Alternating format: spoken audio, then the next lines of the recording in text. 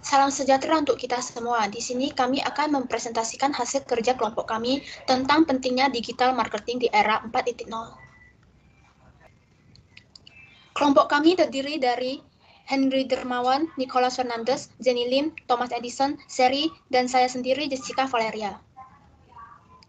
Materi-materi kami yaitu terdiri dari latar belakang, rumusan masalah, manfaat paper, dan juga case study. Yang pertama, latar belakang. Dari yang kita ketahui, digital marketing pada era 4.0 adalah sebuah strategi ataupun program pemasaran yang bisa menangguhkan interaksi antar sesama, baik secara online maupun offline. Dalam era 4.0 ini, pemasaran tidak cukup hanya online saja ataupun offline saja, karena setiap perusahaan maupun konsumen membutuhkan keseimbangan agar keduanya bisa mendapatkan pelayanan yang memuaskan. Mengapa pentingnya adanya pelaksanaan digital marketing? Karena pentingnya untuk adanya pelaksanaan digital marketing karena tujuan dari digital marketing adalah untuk memudahkan calon konsumen maupun konsumen secara cepat dan tepat waktu dan juga dengan biaya promosi yang jauh lebih murah serta menjangkau target pelanggan dengan lebih efektif dan juga efisien dengan berbagai media digital yang ada. Contoh media sosialnya adalah Instagram, Twitter, Facebook, dan juga YouTube. Jadi ada kemungkinan bahwa di masa yang akan datang kita bisa merasakan fenomena yang jauh lebih berkembang lagi dibandingkan fenomena yang terjadi pada masa sekarang. Digital marketing versus marketing konvensional. Digital marketing ini berbeda dengan marketing biasanya. Tetapi keduanya memiliki kelebihan dan juga kekurangannya masing-masing meskipun digital marketing lebih canggih dibandingkan marketing konvensional. Berikut adalah beberapa perbandingan antara digital marketing serta marketing konvensional. Yang pertama, digital marketing itu bisa menghasilkan hasil marketing yang lebih cepat dan lebih tepat waktu yang memungkinkan kepada perusahaan untuk meningkatkan dan juga menyusunkan strategi pemasaran untuk mendapatkan laba dan juga penghasilan yang maksimum. Alasan ini juga menjadikan salah satu alasan kenapa lebih banyak perusahaan yang mulai mengalihkan marketing mereka ke platform digital. Dan yang kedua, digital marketing itu jauh lebih hemat biaya dan juga terhadap lingkungan dibandingkan marketing konvensional. Karena di sini platform digital bisa mengurangi penggunaan kertas dan lain sebagainya. Di sini juga kita bisa berinteraksi langsung kepada konsumen melalui media sosial dan yang tidak perlu memerlukan biaya apapun dan bisa didokumentasikan berupa salinan yang bisa diakses melalui website. Dan yang ketiga adalah marketing konvensional itu lebih terbatas dibandingkan digital marketing yang lebih bervariasi. Karena marketing konvensional kita hanya bisa menargetkan konsumen maupun pelanggan lokal. Sedangkan digital marketing bisa menargetkan konsumen di seluruh dunia dan bisa mendapatkan jauh lebih banyak pelanggan serta dengan adanya digital marketing, komunikasi ke seluruh dunia menjadi jauh lebih efisien. Perubahan pada dunia marketing yang disebabkan oleh marketing 4.0 ini menyebabkan perubahan yang sangat besar dalam gaya hidup kita.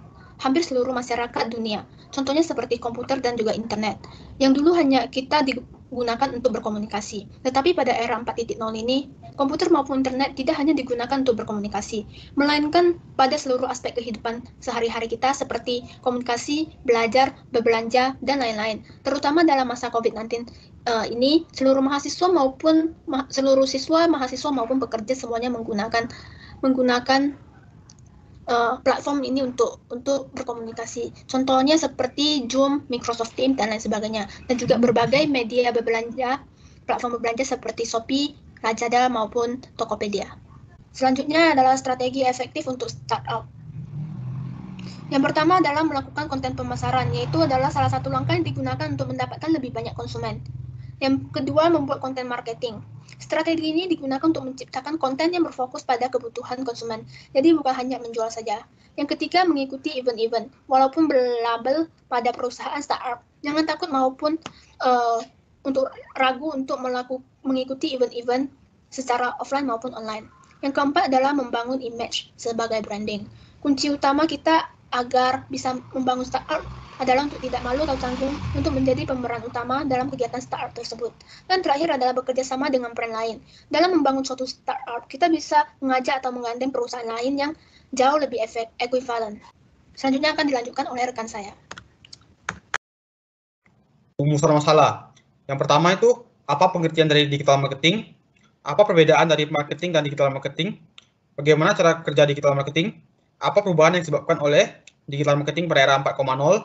Bagaimana strategi marketing yang efektif untuk startup? Selanjutnya adalah manfaat paper atau penelitian. Nah, di sini ada 5 manfaat dari penulisan paper atau penelitian ini, yaitu yang pertama, membantu masyarakat yang belum mengetahui tentang digital marketing pada era 4.0.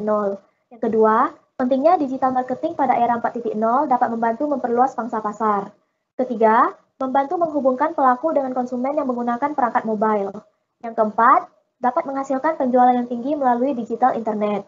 Selanjutnya yang terakhir, membantu bersaing dengan perusahaan besar dengan adanya digital marketing pada era 4.0. Studi kasus Traveloka. Traveloka melaksanakan kampanye digital dengan topik Jalan Bersama. Pada kampanye ini, Traveloka melaksanakan beberapa program. Yang pertama, Traveloka menyediakan sarana donasi pada aplikasi Traveloka. Donasi tersebut akan digunakan untuk menyediakan tempat singgah sementara untuk para staf medis penanganan COVID-19. Kemudian, Traveloka menyediakan bantuan bagi masyarakat yang ingin vaksinasi. Bantuan tersebut berupa penyediaan platform pendaftaran vaksinasi dan layanan transportasi gratis ke lokasi vaksin. Selanjutnya, Traveloka mengunggah video kampanye di berbagai media massa, seperti Instagram, Twitter, dan YouTube. Traveloka menyediakan pembelian gift voucher selama periode 27 Mei hingga 30 Juni 2020, dengan tujuan untuk membantu mitra hotel yang terpilih Traveloka dalam mempertahankan operasionalnya selama pandemi COVID-19 ini. Jadi, apa tujuan dari program-program tersebut? Terdapat 2 tujuan. Yang pertama itu adalah memunculkan aksi prososial dari masyarakat untuk ikut berpartisipasi mencegah penyebaran COVID-19. Yang kedua, dari sisi marketing, untuk meningkatkan brand awareness dan impresi baik Traveloka di benak masyarakat. Jadi, dengan membawa sebuah topik yang dekat dengan masyarakat sekarang, seperti COVID-19, maka akan mudah untuk membangun rasa simpatik dan empati dari masyarakat. Dengan adanya 2 perasaan tersebut, maka akan memunculkan perilaku prososial atau sukarela dari masyarakat untuk mengikuti protokol kesehatan, mencegah penyebaran COVID, dan menyebarkan video-video tersebut. Semakin banyak video tersebut tersebar, dan semakin banyak orang mengetahui mengenai kampanye digital ini, maka brand awareness dari Traveloka akan semakin meningkat. Menurut Puspita, di jurnalnya yang berjudul Anthropomorphisme Brand, kampanye digital pencegahan COVID-19 oleh Traveloka, didatakan bahwa pada kanal YouTube, video telah ditonton sebanyak 24.999.381 kali. Dan pada Twitter, telah ditonton sebanyak 226.000 kali, dengan 365 retweets dan 1.700 likes. Dan pada Instagram, telah ditonton sebanyak 1.068.804 kali, dan mendapat 867 komentar. Melalui data tersebut, dapat dikatakan bahwa kampanye digital atau digital marketing dari Traveloka telah berhasil, karena sudah semakin banyak orang menonton video. Saat ini saya akan menjelaskan tentang pengaruh digital marketing mobile application terhadap loyalitas pelanggan Gojek. Studi case atau rumusan masalah. Pertumbuhan Gojek sangatlah pesat sejak aplikasi ini meluncur. Data yang didapatkan menyebutkan bahwa pengguna aplikasi Gojek menurut penelitian mencapai hampir 22 juta pengguna per bulan. Menurut CNBC Indonesia, pendapatan Gojek adalah 10 miliar US dollar sampai saat ini. Hal ini terjadi salah satunya adalah karena Gojek melakukan promosi yang menarik. Populasi pada penelitian ini merupakan masyarakat yang menggunakan aplikasi Gojek di Kota Bandung, Jabodetabek, Surabaya, Makassar, dan Medan. Untuk menentukan sampel peneliti menggunakan rumus Cochrane, sehingga dari perhitungan tersebut maka mendapatkan sampel yang digunakan dalam penelitian ini sebanyak 400 responden. Selanjutnya tujuan dari penelitian ini adalah untuk mengetahui penilaian responden terhadap variable interactive incentive programs, set design, dan transaction atau cost pada pelanggan Gojek. Selanjutnya ada hasil dan pembahasan. Dalam penelitian ini memiliki 5 aspek karakteristik penelitian, yaitu domisili, usia, jenis kelamin, pendidikan terakhir, dan pekerjaan. Domisili. Bandung 62,5%, Jabodetabek 11,8%, Medan 10,5%, Makassar 8%, Surabaya 7,3%. Usia 17-25 tahun 84,3%, 26-35 tahun 13,3%, 36-45 1,5%, 46-65 tahun 1%. Jenis kelamin, laki-laki 42,3%, perempuan 57,8%. Pendidikan terakhir, SMA 57%, S1 34,3%, D3 6,3%, S2 atau S3 2,5%. Pekerjaan, pelajar atau mahasiswa 68%, karyawan swasta 19,3%, pengusaha 5%, PNS 3,3%, lainnya 4,5%. Jadi kesimpulannya adalah Yang pertama ada interaktif, para pelanggan sudah merasa bahwa aplikasi yang dimiliki oleh Gojek cukup komunikatif untuk menyampaikan kritik dan saran.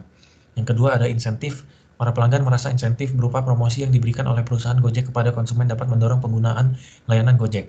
Yang ketiga ada site design, para pelanggan merasa tampilan dalam aplikasi mempengaruhi penggunaan dan pemesanan aplikasi Gojek.